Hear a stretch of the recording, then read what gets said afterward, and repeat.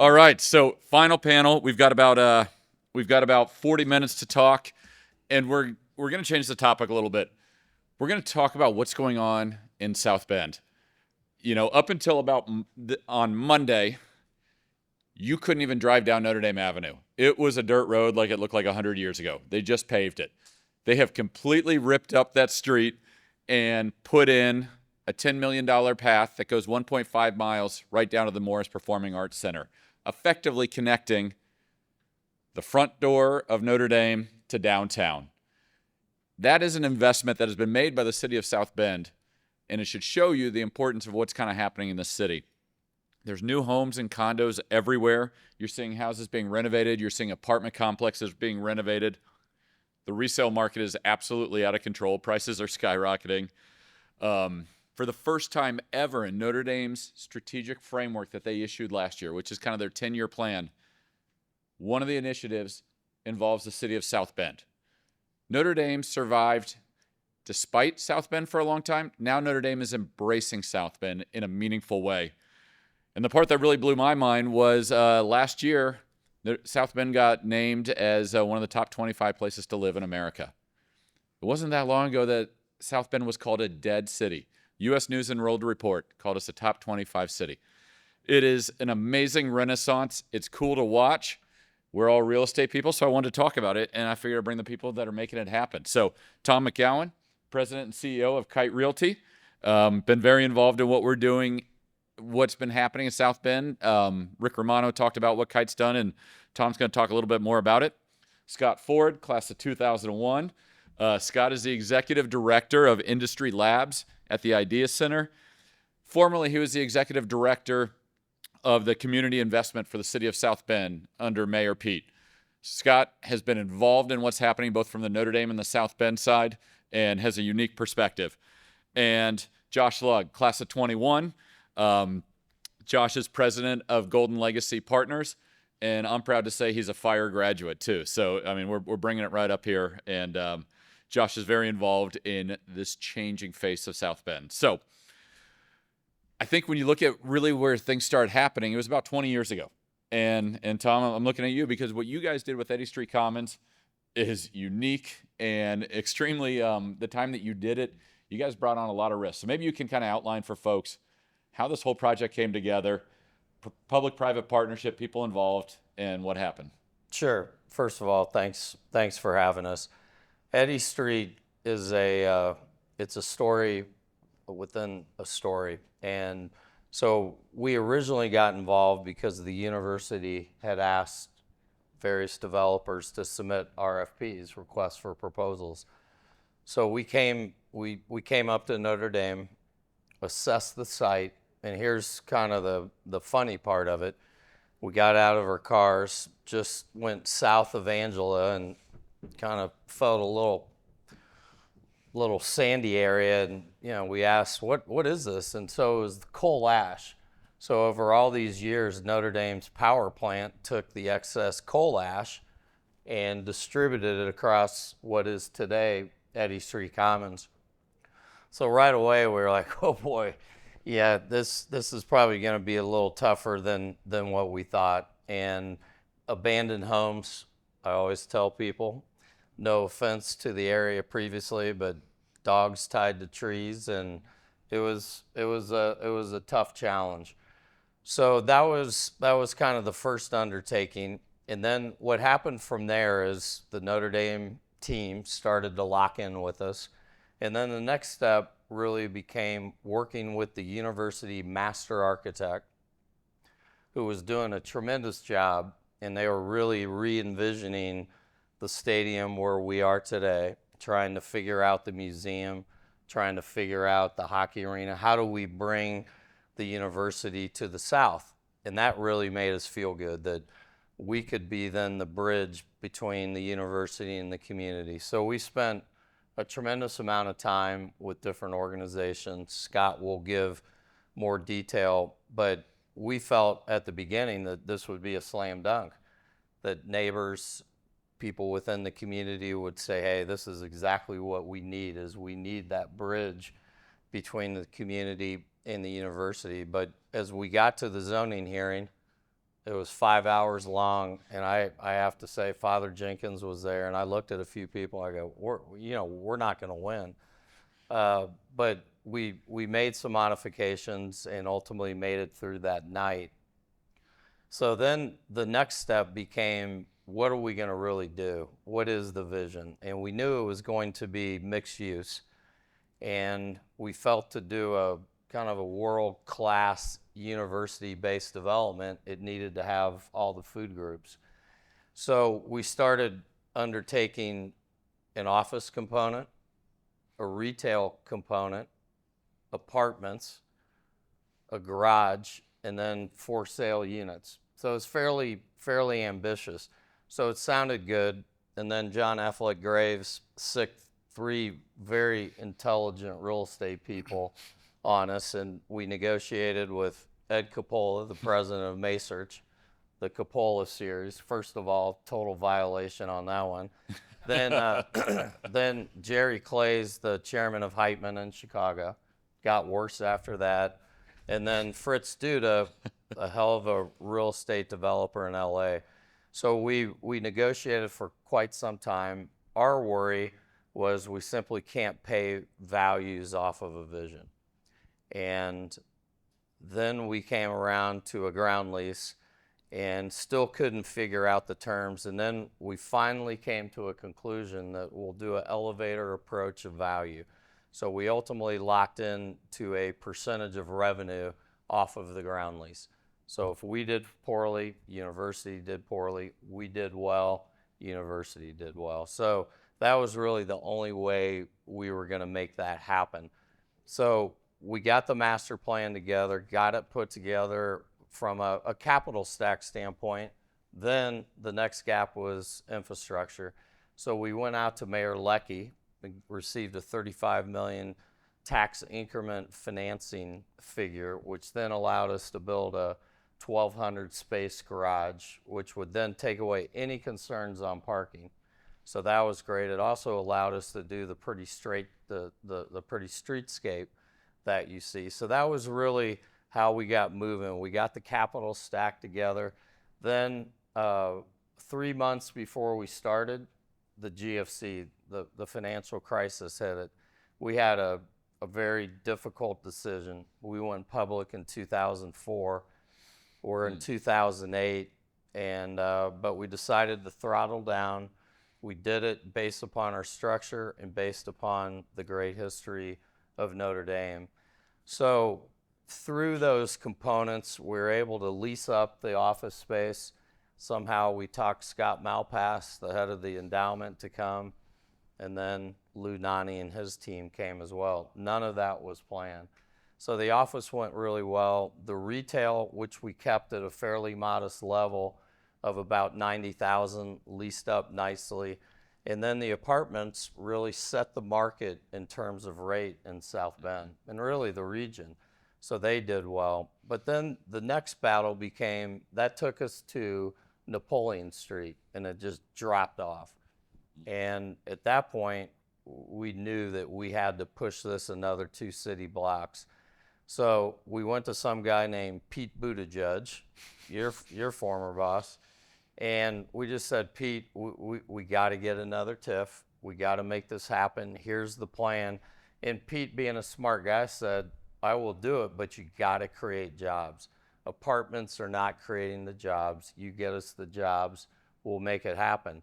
So that's where the Embassy Suites came from, which is on access to the stadium.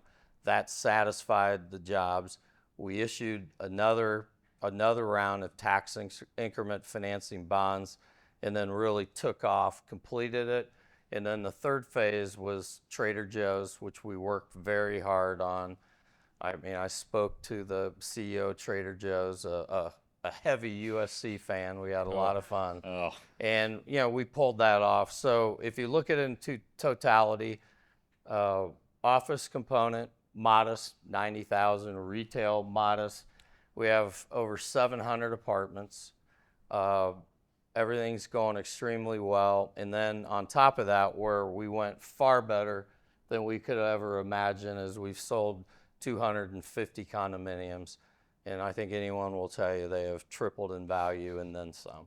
So it's been very successful. A lot of universities around the country have replicated it. Duke had us in, Clemson. I could go on and on, just saying, man, what a great structure you guys came up with, and it's a structure that has legs, has sustainability. It gives the university long-term the property back. We, of course, were able to amortize the long-term ground lease, and then we were able to get fee simple on the residential units and then on the hotels. So we're very proud of the structure. I think the university is proud of what was developed ultimately, but that's a quick history of those 20 years. It's an awesome history, and I want to get Scott's perspective from the university and city side. But in going back to the last panel, in class we talk a lot about being greedy when others are fearful. Breaking ground right during, like, how did you guys are a public company, right? That Yeah. kind of a difficult time. Yeah, the crazy part is Lehman took us public. So we're on the phone with all the Lehman guys talking about taking boxes out of their offices. So, we were panicked, and like all real estate investment trusts, values started to drop. But we believed quite candidly. Notre Dame's been here since 1843, and so that's what gave us the confidence to power through. And then, of course, we dealt with COVID, but we still throttled down, blew through the second and third stages. But I think a lot of university real estate groups around the country will say this is the preeminent partnership between private and public that's been achieved in this realm of real estate. So we're very proud of that. Yeah, it's an awesome development. It's really the front door to the university. It is. There's no doubt about it. And so, Scott, I'm going to ask you this in both lenses, both from the city of South Bend and from Notre Dame. It's a big investment for Notre Dame, because when I graduated here in '96, all those houses there that Tom talked about, they were not a great front door to the university. So the university first had to acquire them. City had to work together.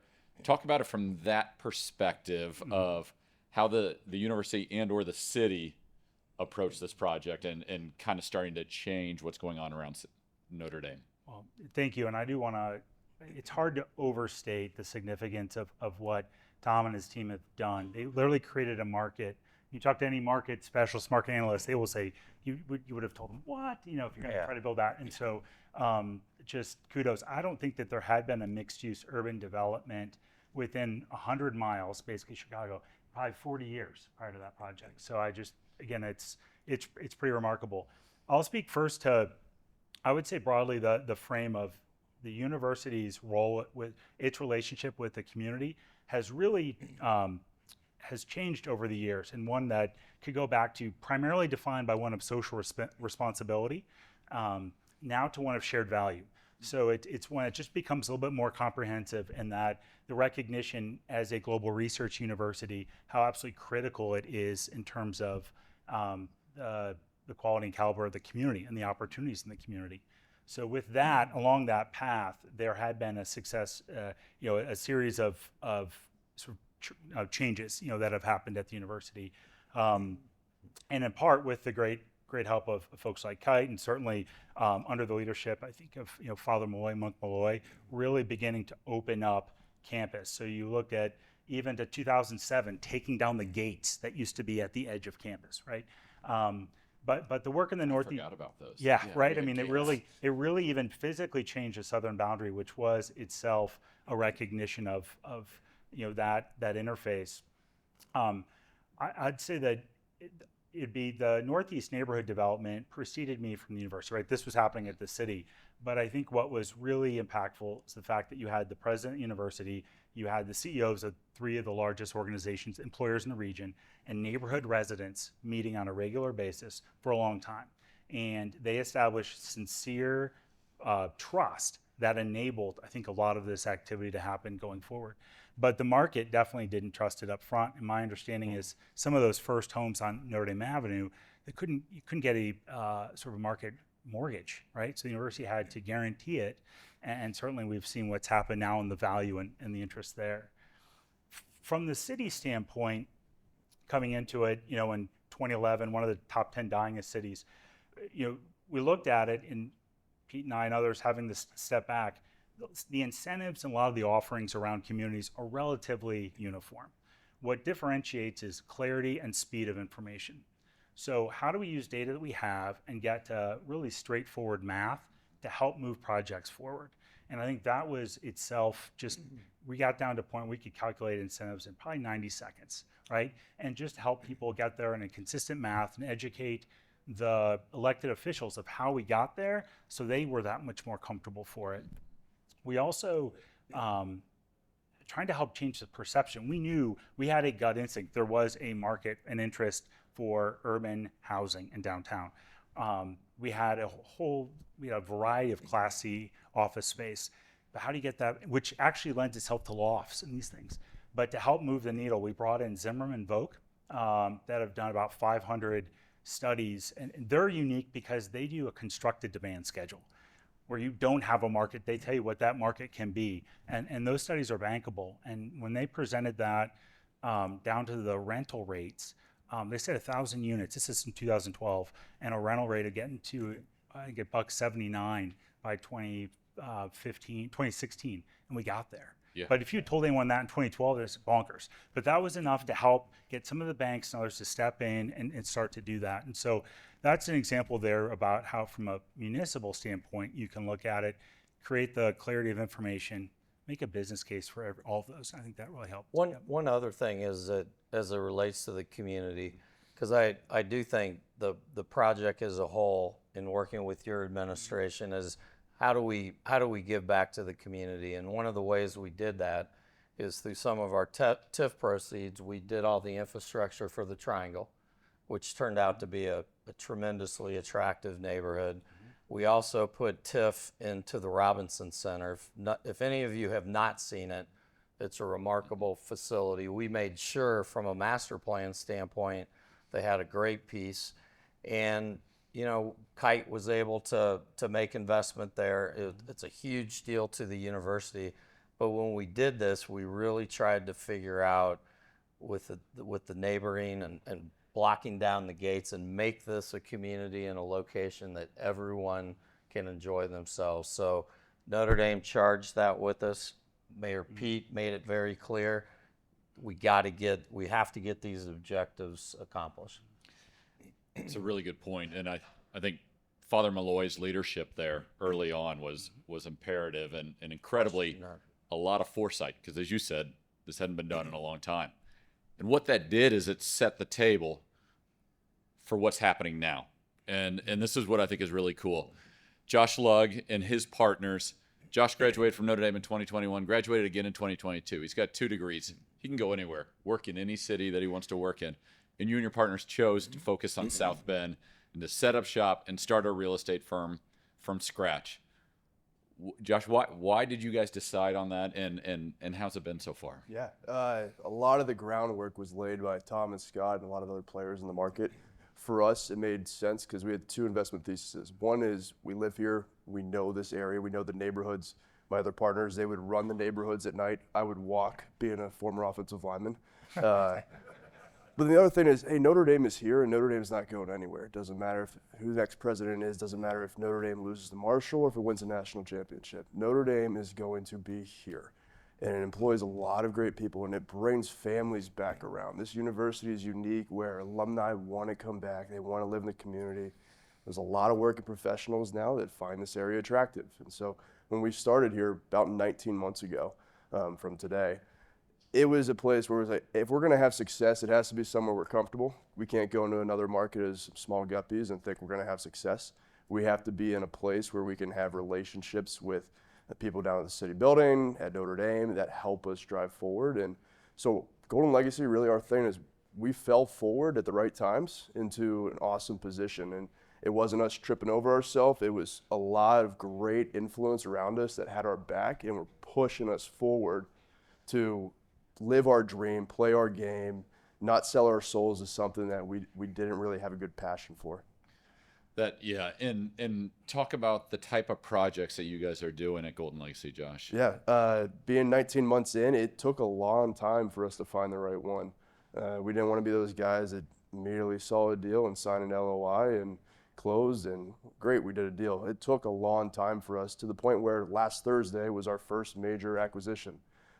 We closed on a distressed multifamily deal that's a few blocks from campus. It was previously owned by a group out of California that had purchased it in 2020. And they had a great business plan at first, but not the right execution. They weren't local. And so for us, bird dogging that and working through it since last November to make sure that we got it at a price that made sense, that we could execute our business plan.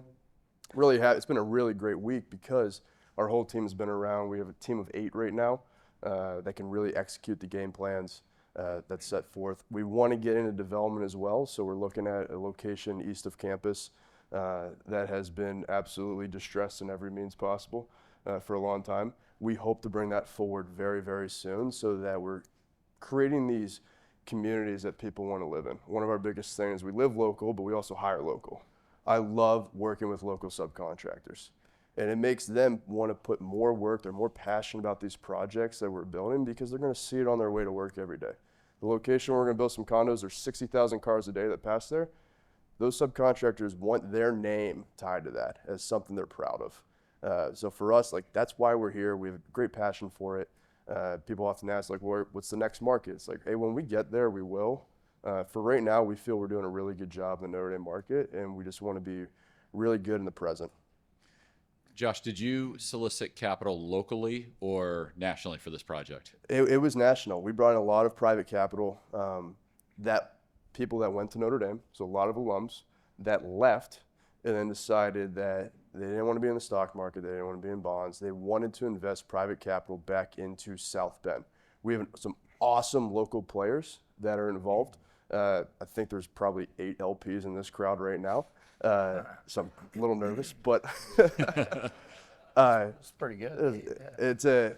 We had a great mix of former athletes at Notre Dame that are investing back into the Notre Dame community, and then great businessmen and businesswomen that want to be on those financial journeys for our guys, which was, again, one of the reasons we started Golden Legacy, was an opportunity for former athletes at Notre Dame to invest alongside really, really good businessmen and financial legacies that would be beyond the Notre Dame locker room. We said pretty early on, hey, we're teammates now. It doesn't end after 4 years. When the NCAA eligibility is up, which I got 6 years, luckily, because of COVID and redshirt. When that is up, that doesn't mean we have to stop being teammates. And so that was what we aimed after, and it's been really rewarding to have revisiting conversations with guys that we initially had in the locker room after a hard run back in 2017, 2018. That's awesome. That's awesome. 2 anecdotes. One, I'm glad you mentioned you're a former offensive lineman, because I watched Tom try to look around you, and he just gave up on it. He was like, "Yeah, there was no chance you were going to see that side of the room." The other, Tom, 28 years ago, I worked at a bar called Bridget McGuire's, and now I live where Bridget McGuire's was, which is a scary thing compared to what it was back then to what it is today. So it really has been an amazing change, and as far south as you guys, I mean, you guys have really pushed it south, and it's totally spurred the economic development down there. I think when my wife Jen and I came down Eddy, heading north late last night, and you see the concrete structures coming up and you see all the activity. I mean, that's what it's all about, because ultimately this is generating tax base for South Bend. Yep. And that's what's going to allow South Bend to strive over many, many years. But the trickle-down effect of Eddy and all the things that everyone's doing is really starting to catch hold. Yeah, the data says that housing values have gone up 11x since 2003. So 11 times in 21 years. Pretty amazing.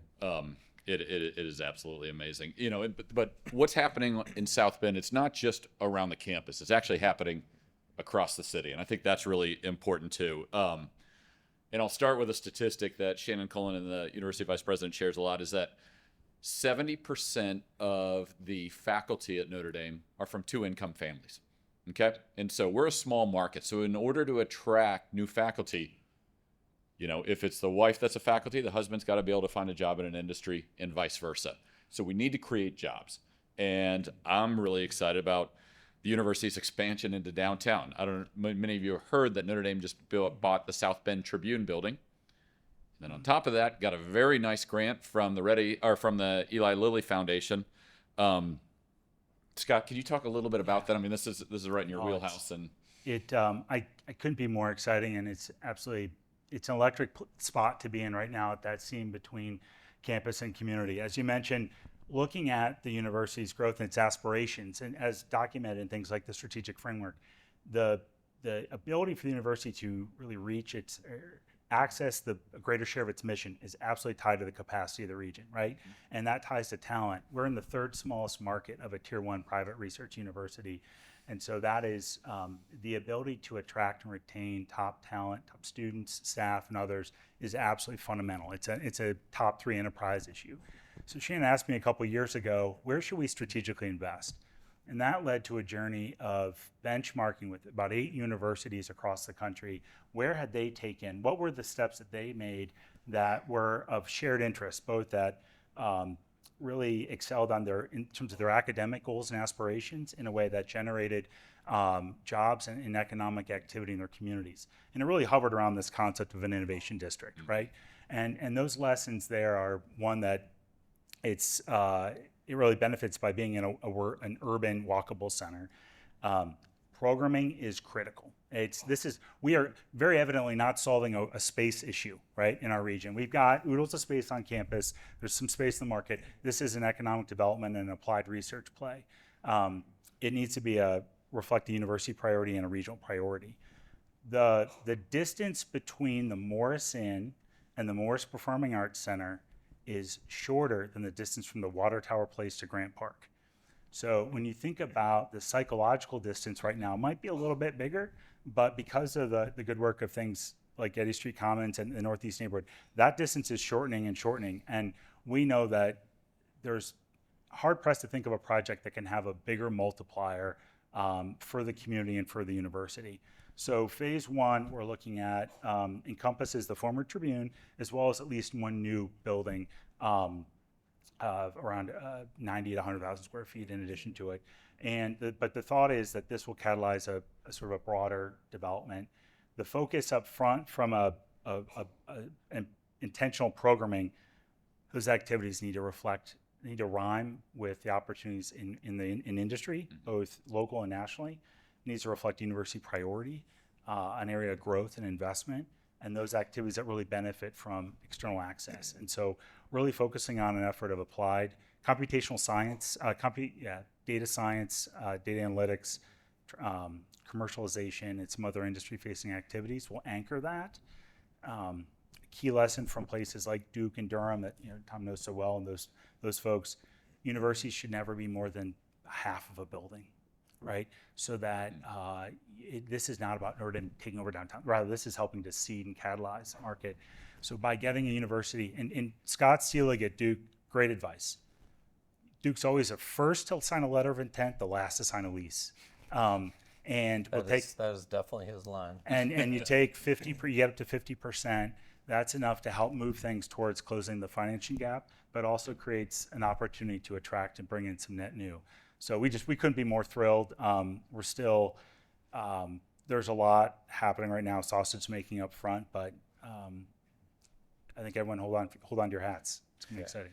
Yeah, and I'm glad you talked about it's an innovation district and applied computational. We're not putting call centers in downtown. Like, that's not the goal. Yeah. The goal is next level jobs, high paying jobs, and jobs that spur further innovation. It is, but a really important point that it is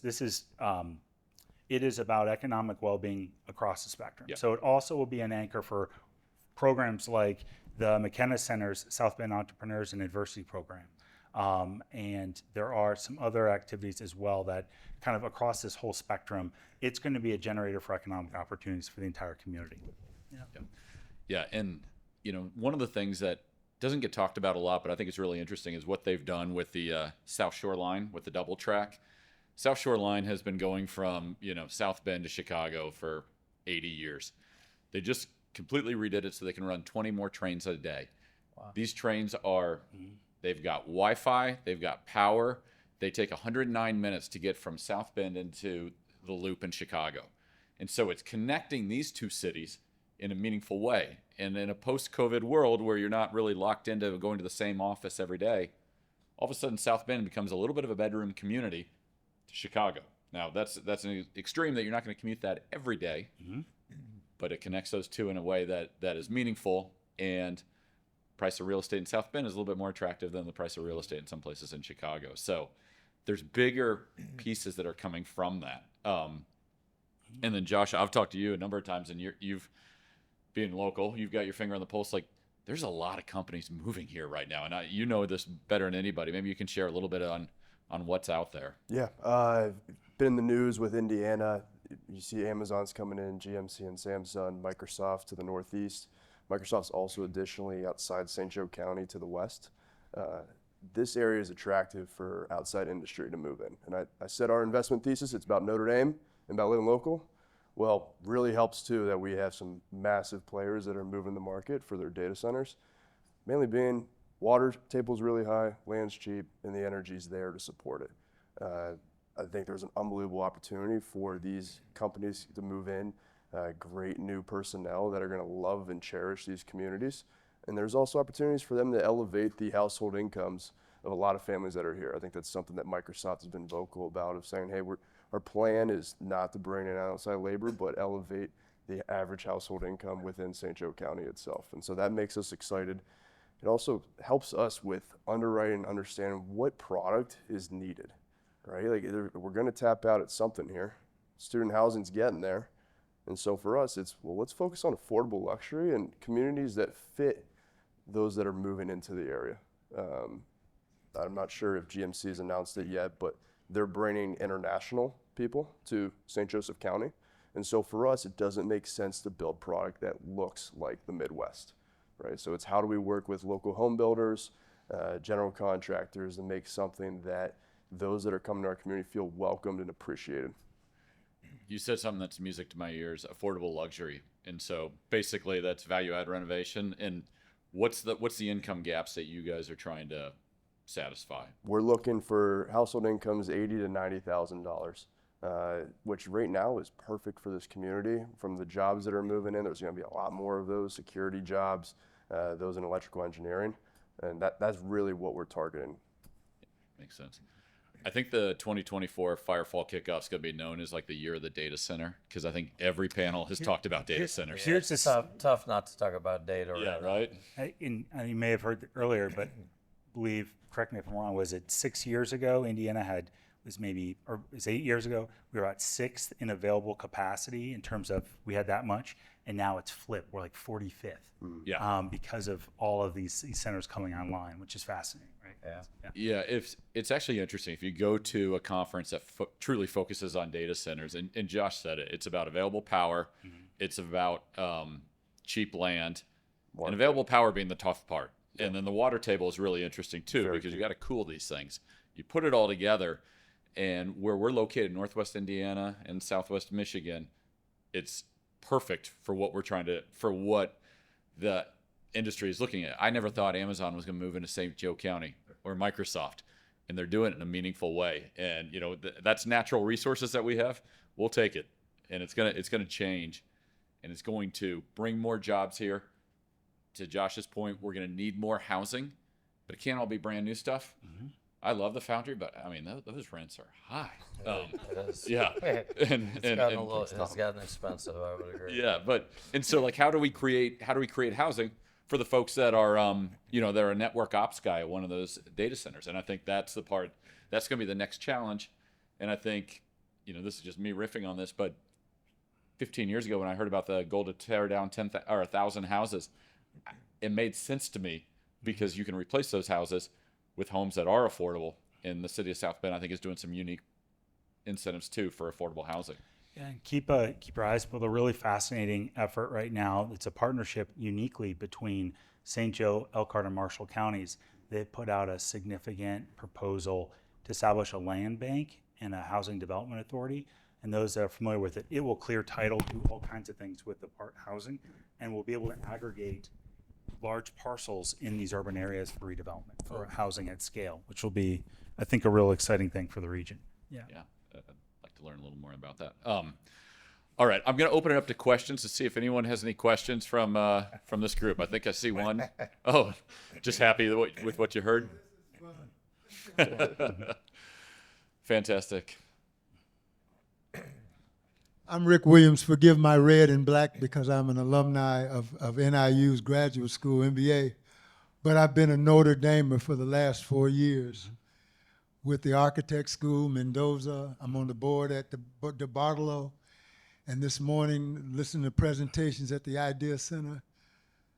You are the most unique university, and I've traveled around the country. This is the most unique institution in the world. I call this the Vatican of the United States. No, and I mean that in a very positive way. This young man here just blew my bubble.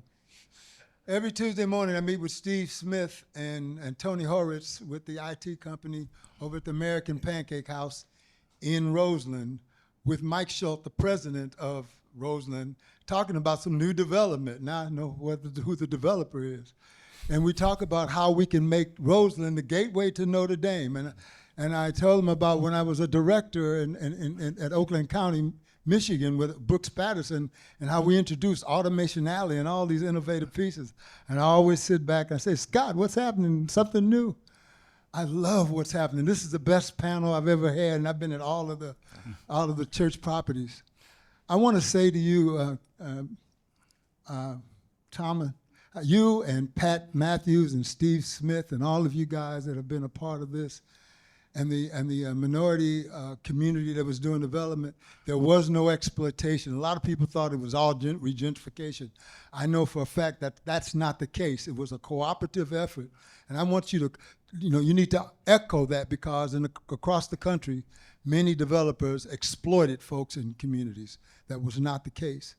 Because of what you've done over the last 4 years, it has spawned incremental development initiatives with Mike Keene, Monty Anderson, NNN, far northwest, Kennedy Park. I live in Cassopolis, and I want Notre Dame to turn to the south and look at the Michiana area, because the same thing that exists in where we're doing these data centers, there's great land and opportunity to the south of us. And I'm just excited about young people coming into I'm a football player. I'll never forget 4 years ago, I stepped for the first time in the middle of this football stadium, and I felt like Rudy. And I was a D2 player, but I was in the city championship in Chicago with Otis Armstrong. Several of my classmates went to NFL. This institution has changed the course of thought, the cooperation and collaboration, and I thank you for this. I'm so glad I'm gonna be here next week. Woo! That's all, no questions, just a testimony. Thank you. Hey there. Thank you all for coming out. My name is Solo Stefano. I'm a Notre Dame Law class of 23. And my question is, I really enjoyed, Tom, when you were talking about the master plan behind doing the redevelopment around the University of Notre Dame. And my question is, how does that scale across to other Rust Belt cities in the United States? Because you have some cities like Syracuse, which does have a great university as a centerpiece, that this could translate to there. But then you get to maybe a Toledo, Ohio, which might have, I don't know how big the University of Toledo is, but I don't think it's as big or has as big of an endowment as a Notre Dame or Syracuse. Sure. And then you go to a Gary, Indiana, which I don't think has a major university inside, but there is a lot of land there and a lot of houses that can be redeveloped and redeployed, where you're literally half an hour outside of the city of Chicago. So my question is, how does this master plan scale across different sizes of cities through, I guess, the Rust Belt area through the United States? Yeah, I mean, it's a great question, and I think that's why so many universities reached out to us. It was unbelievable. I mean, you name them, they reached out to us of how do you take this concept of strengthening the perimeter around the campus, building everybody up. Like you talked about, it was collaborative. There wasn't any bowling people out. We talked about it. We figured out ways to do acquisitions. It was inclusive. You create community centers as part of the deal. So that was what people were really focused on. it gets into some of the difficult things of demographics. You know, what are the populations? What are the traffic counts? Trader Joe's, for example, we fought and fought to get Trader Joe's. Trader Joe's demographics were a little higher on the income side, so you have to sell Trader Joe's on the vision of the whole. And I think that's where the magic comes in. But I do think it's able to be replicated. I think the scale is very difficult. When you sell 250 condominiums that have grossly increased in value, it's hard to find that. And I think all of you know the reason that occurred, and the reason that the apartments did so well is there's this demographic strength around here. And that was our balance of how do we balance that strength, but also balance community. And I think that was the secret sauce of coming up with that perfect explanation of how to pull this off. But it can be done. But you know, when we went to Duke, we spent a lot of time with Scott. Duke just said, we want Eddy Street. But then, you know, there's just a lot of complications as you go through that on some of the things that we battle with. But I think, you know, something for you to think about too is how does this replicate on smaller scales? But I like your thought, but it's tough. I mean, there's close to $350 million win at Eddy Street. Yeah, it's a major investment. They say that one of the greatest shows of confidence by developers when they will live in their own project and amongst everybody else who rents or buys from them. It's not quite the right parallel, but Tom now has a freshman daughter at the University of Notre Dame. Yeah. So he's up here. He's in front of the community. She's a soccer player. We're going to see a lot more of Tom in the community. Look, we're all going to be around. I want to thank our panel for your insights.